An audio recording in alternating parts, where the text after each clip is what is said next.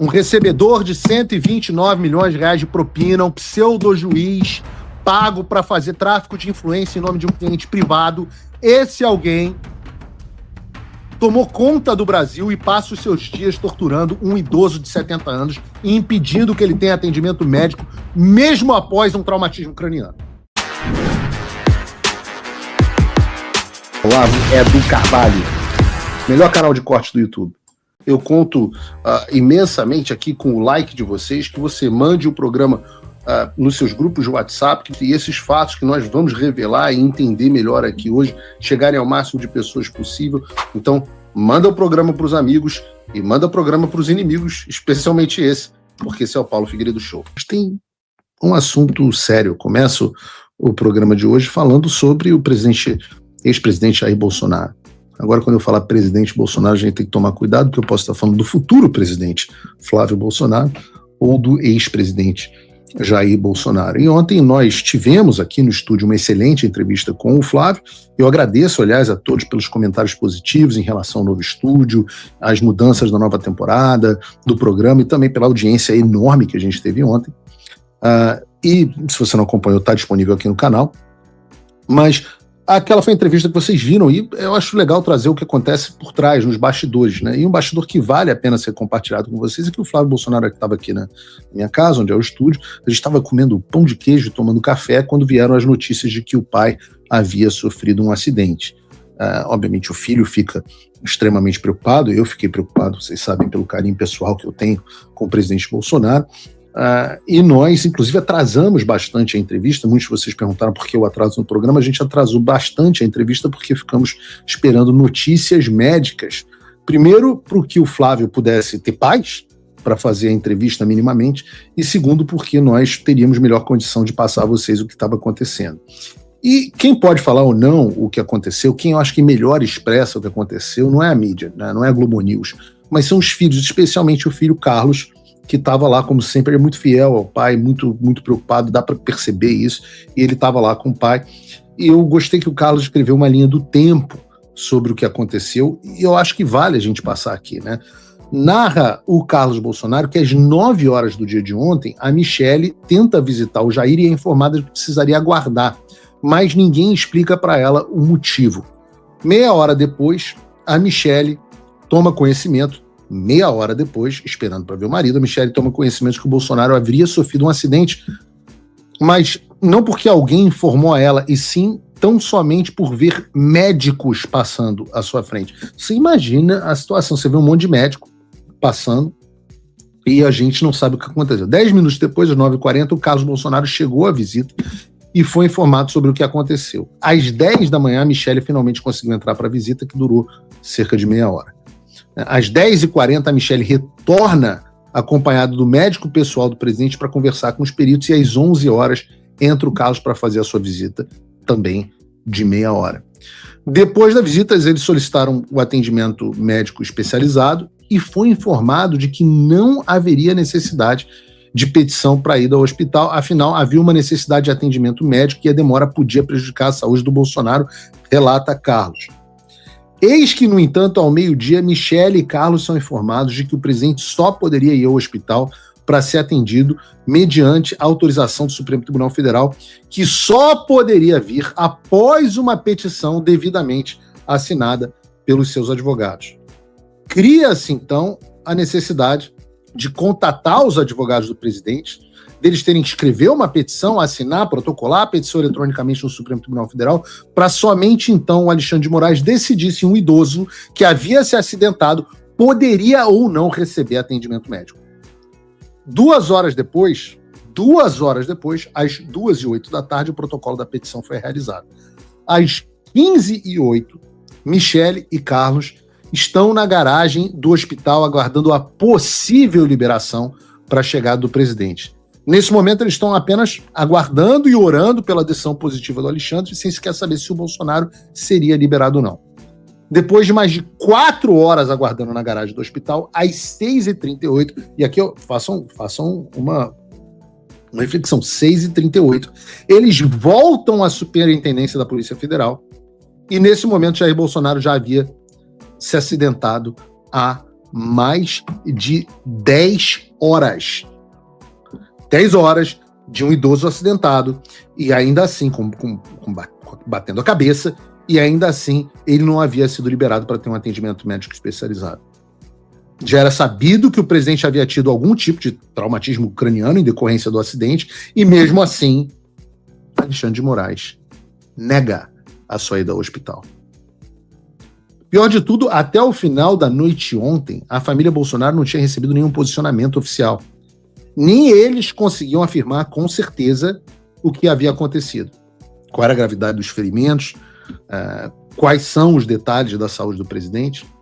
E só hoje, horas depois de um dia depois do acidente, depois de um quadro incerto, depois de um traumatismo craniano, depois da tortura psicológica da família, depois de um pedido negado, só hoje o Alexandre volta atrás e autoriza a ida do presidente Bolsonaro ao hospital para fazer exames. Mais especificamente, ele vai passar por uma tomografia computadorizada do crânio, uma ressonância magnética do crânio e um eletroencefalograma. Tudo para apurar os danos que foram causados pela prisão ilegal do Alexandre de Moraes e dos seus comparsas, mas que foram agravados, possivelmente, que o próprio Alexandre impediu que fossem apurados ontem, quando deveriam ter sido apurados. E eu estou narrando tudo isso porque as pessoas precisam entender que isso não é mais uma questão de esquerda ou direita, bolsonarismo ou não Bolsonaro, não é uma questão de gostar ou não do presidente. É uma questão humana. E eu acho que muitas pessoas que não gostam do presidente Bolsonaro já estão se sentindo constrangidas em ver um ladrão, corrupto, recebedor de 129 milhões de reais, pelo menos, de propina, torturando um idoso de 70 anos de idade. A gente tem que falar as coisas como elas são.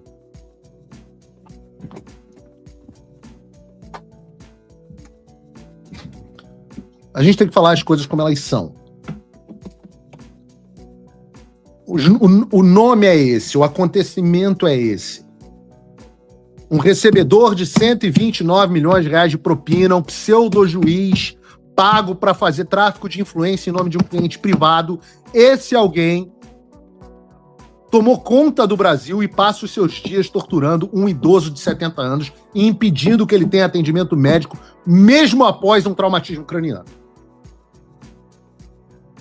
E esse é um drama que, assim, é claro que eu, por gostar da família, por ser amigo da família, gostar do presidente, óbvio que eu sofro, todos os brasileiros sofrem, todos os brasileiros que gostam do presidente Bolsonaro sofrem, mas eu acho que eu não tenho nem condições de expressar propriamente.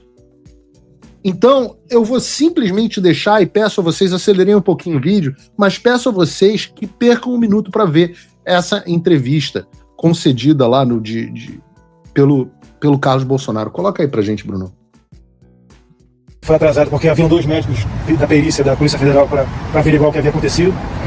E as informações que a gente teve, que meu pai não falou, porque ele também... É complicado falar. Mas ele caiu durante a madrugada dormindo, não sabe como aconteceu, não sabe em que momento aconteceu, ele acha que foi durante a madrugada. Então houve toda uma mobilização quando qualquer jogador de futebol bate a cabeça num jogo de futebol, eu acho que ele vai para a ambulância e vai para o hospital para averiguar o que está acontecendo. Então o médico pessoal dele fez um laudo em que ficou ali explícito a necessidade de se levar ao hospital, até porque bateu com a cabeça. Inclusive eu acho que eu não quero comprometer ninguém, mas a Polícia Federal também quis algo nesse mesmo sentido. E está esperando até agora a possibilidade dele ser atendido por um hospital ou não. Foi negado anteriormente a prisão domiciliar, ele vai alegando a distância da Polícia Federal ser pequena em relação ao hospital que deveria ser atendido, cerca de 5 a 10 minutos, mas já se passaram mais de 10 horas e cai por terra a negativa de sua prisão humanitária devido à desculpa de que estaria próximo ao hospital. Proximidade não significa agilidade, que vocês estão percebendo. Então, até onde eu sei, o ministro Alexandre de Moraes foi informado inicialmente pelo médico particular, mas ele não satisfeito, ele solicitou então que a perícia da Polícia Federal se manifestasse, ela se manifestou. Até onde eu sei, novamente, com os mesmos indicativos que o médico particular que meu pai indicou. Então ele encaminhou os 2 laudos para a PGR e até agora a PGR não se manifestou de uma simples ida ao hospital para averiguar. Mas é preocupante porque a gente não sabe o que pode acontecer. Se ele sabe que vai chegando à noite, a pessoa dorme, pode ter um sangramento ali na cabeça dele, pequeno, que isso, com o decorrer do dia, pode se transformar em uma coisa irreversível lá na frente. Eu digo questão de horas. Então, pergunto aos senhores aqui, como filhos, como é que os senhores agiriam? Carlos, por gentileza, o senhor mencionou que acredita que a PF também teria um indicativo de querer levar ele para mais exames, mas no relatório eles recomendam uma observação. Então, te questiono o que te faz entender que a PF gostaria também que ele passasse por mais exames? Não é eu entender. A observação, ela requer exames básicos. Ultrassonografia, tomografia, e nada acontecendo, retorna à posição inicial. Só que até isso está sendo negado. Eu acho que, como eu disse aqui anteriormente, o jogador de futebol, quando baixa a cabeça, ele vai direto para o hospital para averiguar o que aconteceu. Tá tudo bem, volta. É uma averiguação que qualquer pessoa de bom senso seguiria para um hospital para que isso acontecesse. A gente está aguardando isso até agora, infelizmente, a gente não tem nenhuma resposta para isso. O que a defesa passou para vocês? Há alguma expectativa de que possa ser tomada uma decisão do O pessoal está estarrecido, porque quando alguém cai e bate a cabeça, as coisas têm que acontecer para garantir a saúde da pessoa. E a Polícia Federal não dispõe aqui, com todo respeito, dos quesitos aí para se averiguar uma situação de observação após bater a cabeça. O senhor sabe que não é assim que funciona uma situação normal com a pessoa que bate a cabeça, pelo amor de Deus. É uma situação delicada. Eu conversei com ele ali hoje de manhã. Ele falou para mim que inicialmente, quando ele veio para cá, o quarto dele é um quarto úmido, molhado, inclusive, e que esse problema não foi corrigido também. Eu vejo uma situação totalmente insalubre, uma situação normal. Imagine para uma pessoa que pode estar acontecendo alguma coisa mais grave. Eu não digo só contra a presidência da República, não. É contra uma pessoa normal, tem certeza absoluta. Que um traficante, se tivesse batido a cabeça na cadeia, ele estaria no hospital hoje em dia. Que infelizmente não é o que está acontecendo. É inacreditável. E o barulho do ar-condicionado permanece? Não é só o barulho do ar-condicionado, não. Tem diversas outras situações escritas por ele, que ele solicitou que se averiguasse. Não é uma questão de barulho do ar-condicionado. Até com todo respeito à senhora aqui, não é barulho do ar-condicionado. É um som constante que irrita qualquer pessoa. Isso é insalubre. Então, você falar somente em barulho de ar-condicionado é um pouco. É a tortura chinesa, né? Não, eu falei que Não gosta tanto da China. Não quero. Eu estou só acrescentando talvez o que a senhora está dizendo. Então, eu estou vendo aqui meu pai definhando na cadeia. E isso uma situação chocante. extremamente anormal, até para uma pessoa de alta periculosidade, que não é o caso. Eu quero estar perto, quero estar junto, como em todos os momentos eu estou perto ou junto. A Michelle voltou agora para casa, que eu fui fazer uma comida para entregar para ele, porque ele ficou o dia inteiro sem comer. A gente estava na expectativa de que ele fosse para o hospital, porque em outros momentos ele já foi no hospital quando aconteceu um acidente, inclusive da própria decisão do ministro Alexandre de Moraes, foi que, em caso de emergência, ele ser encaminhado diretamente ao hospital e, posteriormente, houvesse a comunicação do ocorrido e tudo seguiria de uma maneira tranquila e dentro da lei. E não está acontecendo isso dessa vez, por quê? A própria Polícia Federal, ela fica perdida o que fazer. E ele não se alimentou até agora? Como é que está o estado? Até agora não se alimentou. A Michelle traria uma comida para ele. Não sei como é que está o estado alimentar dele, com todo respeito ao senhor, porque eu tive só 30 minutos com ele hoje aqui. Ele quer administrar os remédios dele, a medicação dele? Não é. O pessoal do penitenciário que faz a administração lá dentro. E eles trazem pra gente informação. Mas assim, até onde eu sei, ele não comeu até agora. Tem alguma estratégia sendo retirada por defesa, alguma coisa? Porque tem que esperar a PGR, né? Mas O dia inteiro sem comer. Que estratégia que a senhora teria, com todo respeito? Olha essa cara. Olha isso. O que Não você é vai o que falar? está acontecendo, não é porque meu pai não é uma pessoa que bateu a cabeça e não pode ir para o hospital, não foi para o hospital ainda esperando uma resposta da PGR. 70 anos, com morbidade. Carlos, você e a Michelle devem permanecer aqui então durante a noite, nas redondezas? Deixa eu perguntar para a senhora, o que eu devo fazer? Adianta alguma coisa? Ficar aqui? Ficar perto dele aqui? A gente fica perdido também, só quer que a lei seja cumprida. Ninguém quer que ele fuja. Mas, pelo amor de Deus, o senhor de 70 anos que bateu com a cabeça. Não tem nem condição de fugir. Eu tô sentindo pra um clima onde? aqui, quando eu converso com os senhores, eu tenho uma percepção. Até os senhores, Olha eu isso. tô vendo aqui, que estão meio incrédulos do que está acontecendo. Tipo assim, é isso mesmo? E olha pra minha cara aqui, é isso mesmo. Infelizmente não tem muito mais o que falar pra vocês. É verdade. O senhor acredita que é possível que saia alguma decisão ainda hoje, ou de madrugada? Essa esperança da família? Não, eu acho que vão Segurança alimentar mental. agora há pouco, até porque manter o jejum não é o ideal, mas é um risco que se corre, porque quando vai anoitecendo e há a possibilidade de sono, até onde eu sei, Claro. a saúde dele pode mudar. O senhor sabe que o quadro pode mudar com aceleração ou não do coração, da movimentação cerebral e tudo mais. Eu acho que o Estado não deveria agir dessa maneira, já deveriam ter encaminhado ele para o hospital para dirimir qualquer problema ou então averiguar e sanar qualquer atividade. A impressão que eu tenho é que parece até que estão querendo matá-lo. Com certeza. Eu tenho dito isso. Eu tenho dito que, com todas as letras, Carlos, não é que parece que querem matá-lo. Eu estou dizendo com todas as letras, em todas as oportunidades, porque, aliás, eu estou num país livre e posso falar o que muitos brasileiros não podem. Alexandre de Moraes quer matar Jair Bolsonaro. A coisa, vejam, não é uma questão de opinião mais. Né? Eu sou um comentarista de opinião e tem certas coisas que eu emito como opinião. Mas a coisa é tão séria que o Conselho Federal de Medicina teve que se manifestar. Vejam só. Nota à sociedade do Conselho Federal de Medicina. O CFM, no estrito cumprimento das suas atribuições legais, manifesta sobre a condição de saúde do ex-presidente da República, Jair Messias Bolsonaro. O recebimento formal de denúncias protocoladas no CFM expressam inquietação quanto à garantia de assistência médica adequada ao paciente. Além disso, declarações públicas de relatos sobre intercorrências clínicas causam extrema preocupação à sociedade brasileira. Os relatos de crises agudas de características diversas, episódios de trauma decorrentes de queda, o histórico clínico de alta complexidade, suscetíveis intervenções cirúrgicas abdominais, soluções intratáveis e outras comorbidades em paciente idoso demandam um protocolo de monitoramento contínuo e imediato, em que se deve ser assegurada assistência médica com múltiplas especialidades pelo Estado brasileiro, inclusive em situações de urgência e emergência. Continua o CFM.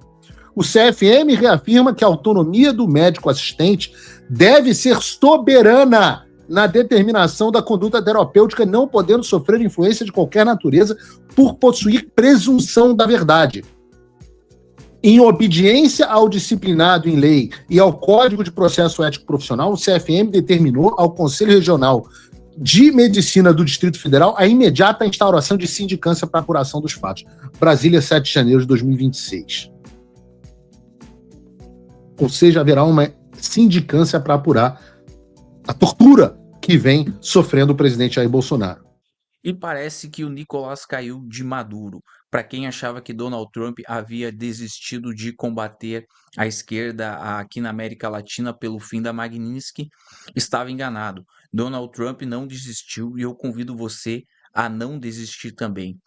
Deixe seu like se você gostou dessa captura, comenta aqui o que você acha que vai acontecer nos próximos dias e eu te convido a acompanhar o passo a passo do que está acontecendo aqui na América Latina e qual vai ser o impacto disso no Brasil, se inscrevendo no canal e ativando o sininho das notificações para você não perder nada. Eu vou estar trabalhando dia e noite para trazer as melhores informações e análises do que está acontecendo no Brasil e no mundo aqui no canal Olavo do Carvalho.